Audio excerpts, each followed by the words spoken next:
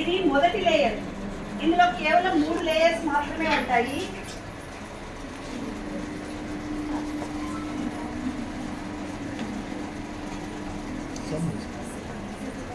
ఇది గమనించండి, ఇది మొదటి లేయర్ కంప్లీట్ గా ప్లాస్టిక్. తెలుస్తుందా? ఒక్కొక్కరి దగ్గరికి తీసుకుపోవాలంటే లేట్ అయిపోతుంది కాబట్టి డైరెక్ట్ గా చూస్తున్నా, సాగుతా ఉంది. ఇక రెండోది చూస్తే కాటన్ లేయర్. ఈ కాటన్ ఎక్కడి నుంచి వస్తుంది తెలుసా? హాస్పిటల్లో వాడుతారు కదా, వాడిన దాన్ని రీసైకిల్ చేసి వాడేటువంటిదే ఈ కాటన్. చూస్తున్నారా?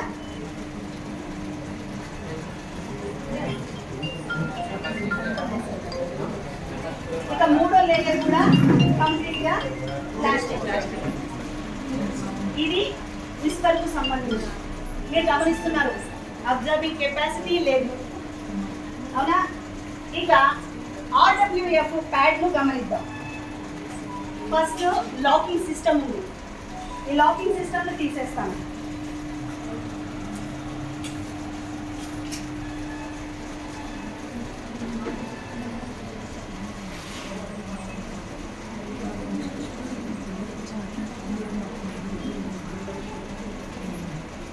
ఇది మొదటి లేయర్.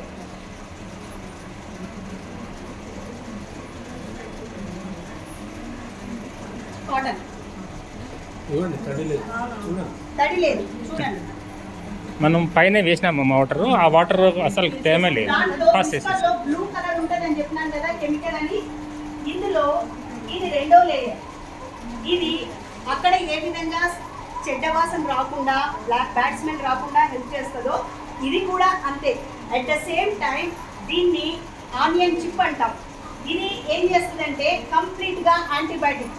మీరు ఒకవేళ డౌట్ ఉంటే మీరు తీసుకొని ఇంట్లో రెండు గ్లాసులలో పాలు తీసుకోండి. ఒక గ్లాస్ పాలలో దీన్ని పెట్టి వచ్చేసేయండి. సాయంకాలం పోయినాక చూడండి, దేంట్లో అయితే ఈ చిప్ ఉందో అందులో పాలు అట్లే ఉంటాయి, వేరే దాంట్లో పాలు గడ్డగట్టిపోతాయి. ఎందుకు అంటే మనకు తెలుసు పాలు గడ్డగట్టడానికి కారణం లాక్టోబాసిల్లస్ బ్యాక్టీరియా అని.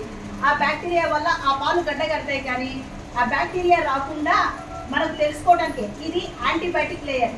ఇది మనకు ఎలాంటి రోగాలు రాకుండా, బ్యాక్టీరియా ఆ ప్రదేశంలో రక్తం వస్తూ ఉన్నప్పుడు ఆ ప్రదేశంలో బ్యాక్టీరియా ఇన్ఫెక్షన్ కాకుండా ఉండటానికి, ఇచ్చింగ్ రాకుండా ఉండటానికి హెల్ప్ చేస్తుంది. ఇది రెండవ లేయర్. ఇక మూడో లేయర్ ఇస్తా ఉన్నాం.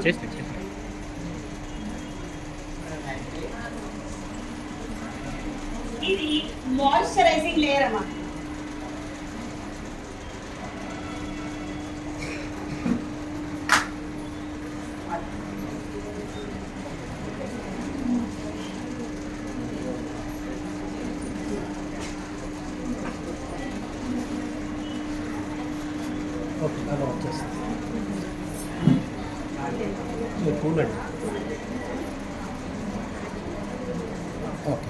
ఇది థర్డ్ లేయర్.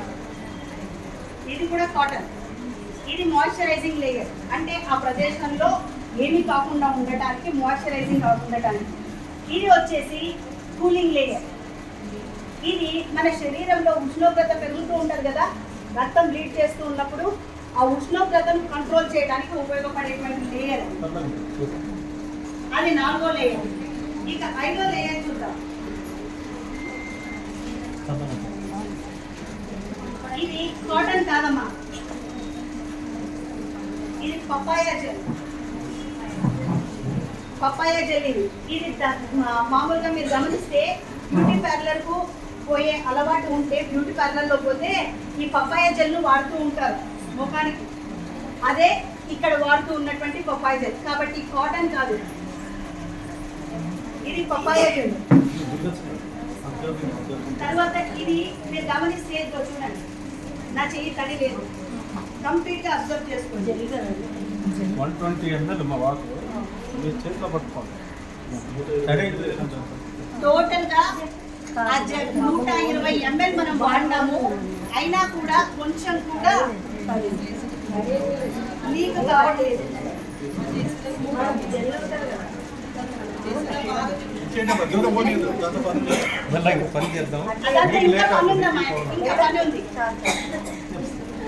దాని తర్వాత లేయర్ మరొక కూలింగ్ లేయర్, ఇది కూడా కంప్లీట్ కాటన్. ఆ తర్వాత మరొక లేయర్. సరే ఇంకా చూడండి, తర్వాత మళ్ళీ ఇంకొక లేయర్. టోటల్ ఎన్ని లేయర్స్ అంత ఉన్నాయి? కాటన్ 7 లేయర్స్ కంప్లీట్ గా అన్ని కాటన్. మరి ఈ జెల్ సంగతి ఏమో చూద్దామా? పర్యావరణానికి హాని కలిగించదు అని చెప్తూ ఉన్నాం కదా, మరి అది నిజమా కదా? ఒక మ్యాజిక్ చేద్దామా? చూద్దామా? మరి నిజంగా మ్యాజిక్ అనుకునేది, నేనేం మ్యాజిక్ చేయట్లేదు. మీరు చేసినా వచ్చేస్తుంది మ్యాజిక్. టోటల్ దాంట్లో 120 ml వాటర్ ఉందమ్మా.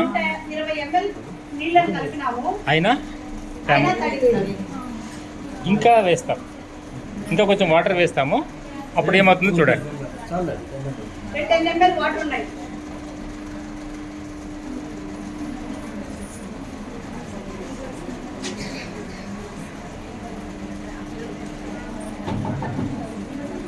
దాన్ని కూడా లాగేస్తుంది ఒక 5 నిమిషాల టైం. 130 ml. గమనిస్తున్నారా? టోటల్ గా 130 ml నీళ్ళు యాడ్ చేసినాము, అయినా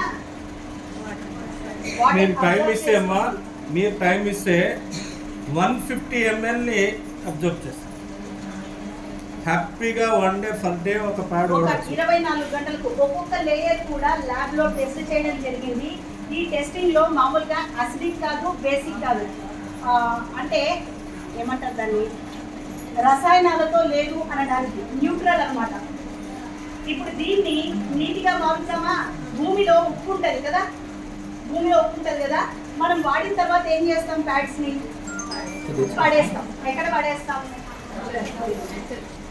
మామూలుగా చెత్తలో పడేస్తాం. మరి ఈ చెత్తలో పడేసిందంతా ఏమవుతుంది? భూమిలో పేరుకుపోయి ఒక లేయర్ అయిపోతా ఉంది. అట్లా ఒక పెద్ద బెడ్ తయారైంది భూమిలో ఇప్పుడు. అందుకే వర్షాలు వచ్చినా నీళ్లు నిలబట్టం లేదు, పారి డైరెక్ట్గా సముద్రంలో కలిసిపోతూ ఉన్నాయి. మనకు తాగడానికి కానీ పంట పొలాలకు కానీ ఉపయోగం లేకుండా అయిపోతున్నాయి నీళ్లు. మరి ఇది వాడుతూ ఉన్నాం. ఇది మీరు చూడాలంటే ఇది ఏందో అనుకోవద్దు, ఉప్పు.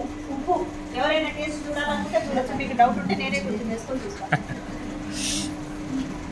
ఉప్పు ఇది ఏ మంది కెమికల్ అనుకుంటారేమో.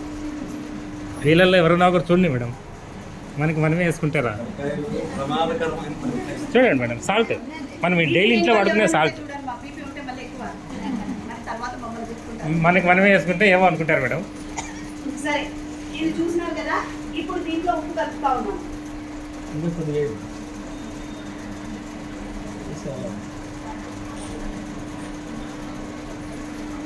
మనం వాడేటువంటి ప్రతి విస్పర్లో ఉండేటువంటి ప్రతి ప్లాస్టిక్ అట్లే నిలబడిపోయి మనకి ఎంత హాని కలిగిస్తుందో, ఇది ఒక వారం 10 రోజుల లోపల కంప్లీట్గా భూమిలో కలిసిపోతుంది.